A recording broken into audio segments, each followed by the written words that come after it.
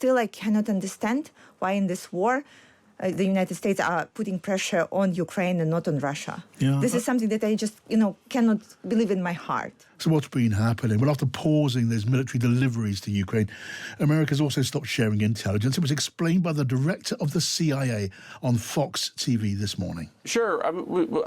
What President Trump said is he asked for a pause. As I've mentioned, President Trump is the peace president. Never been a war under his leadership. He wants to end the wars that exist. And so in this case, as everyone saw play out, President Trump had a real question about whether President Zelensky was committed to the peace process. And he said, let's pause. I want to give you a chance to think about that. And you saw the response that President Zelensky put out a statement saying, I'm ready for peace. And I want Donald Trump's leadership to bring about that peace. And so I think on the military front and the intelligence front, the pause that allowed that to happen, I think will go away. And I think we'll work shoulder to shoulder with Ukraine as we have to push back on the aggression that's there, but to put the world in a better place for these peace negotiations to move forward. Well, what do you make of that interpretation of things? Do let me know. And meanwhile, the American National Security Advisor Mike Waltz, he was also pushed to speak about this. Well, we are pausing, assessing, looking at everything across our security relationship. Number one. Number two, the conversations that we've had, they've been tough. They've been difficult. And I think what Zelensky was used to hearing when he came here was as much as you want, as long as you want, to some undefined end, ill-defined success. And we have to ask ourselves, should this war continue for months and years into the future? And to, again, what end state in line with U.S. objectives? So we had those conversations. Remember, Zelensky went to London after he left the Oval Office. The British have been helpful as well to help them understand that we have to bring this war to an end. Yeah. The view there from Trump World. That was the National Security Advisor, Mike Waltz. Now, it's reported America has banned Britain from sharing American intelligence with Ukraine. Kemi Badenoch, the Conservative Party leader, raised this at Prime Minister's questions. Mr. Speaker, I know the Prime Minister is not able to comment on specific intelligent matters, and I'm certainly not asking him to do that. However, there are concerning reports that the United States has instructed Britain to suspend intelligence sharing with Ukraine, and other reports that Five Eyes itself may be at risk. We need to make sure America does not disengage. There are some in this House who argue Europe should go it alone. But does he agree with me that without this country's greatest ally, any peace agreement would place a terrible burden on Britain and our taxpayers? Prime Minister. Well, I do agree with her wholeheartedly, and that's why in the debate we had just 2 days ago, I've always been clear that we need to ensure that the US, the UK, Europe and Ukraine are working together, but we must not choose between the US and Europe. We never have historically, and we're not going to do so now. So the Prime Minister treading that delicate line while playing something of a straight bat. Let me first welcome and consult Larissa Brown, the defence editor of The Times. Hello to you, Larissa. Welcome back. Hello. Larissa, we spoke yesterday about the US cutting arms supplies, which was objectively shocking. Cutting intelligence on top of that. What's your assessment of the impacts of that and how more immediately it does weaken Ukraine on the battlefield? It does weaken Ukraine. And, it's hard now to see what side Donald Trump and his administration are on, because they seem to be, going to great lengths to try and make it as hard as possible for Ukraine to be able to push back the Russians from Ukrainian territory.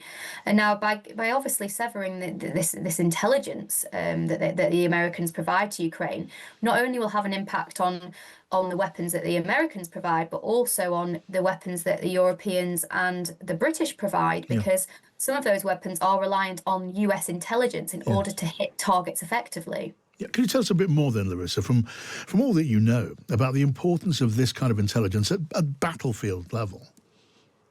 It's quite crucial for quite a lot of the systems. I mean, one thing is that US intelligence helps the Ukrainians know that Russian missiles and drones are headed their way. So in order for them to be able to respond effectively and quickly, they rely on US intelligence. And this is intelligence that's gathered from satellites and also other sophisticated American kit.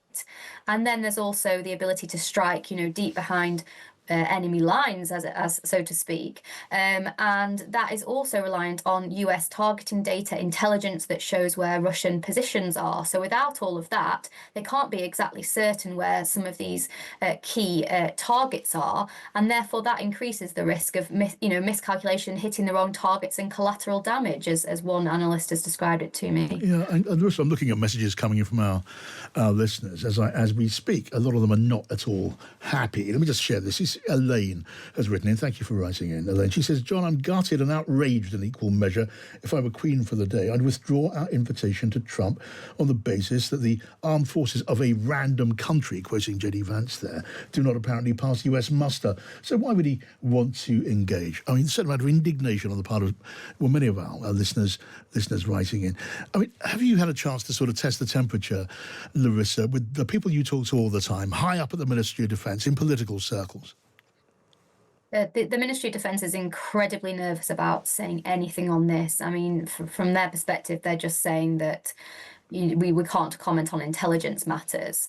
But of course, overall, we get a lot of intelligence from the Americans. About 80% of the intelligence we share is from the Americans, and we provide about 20% generally.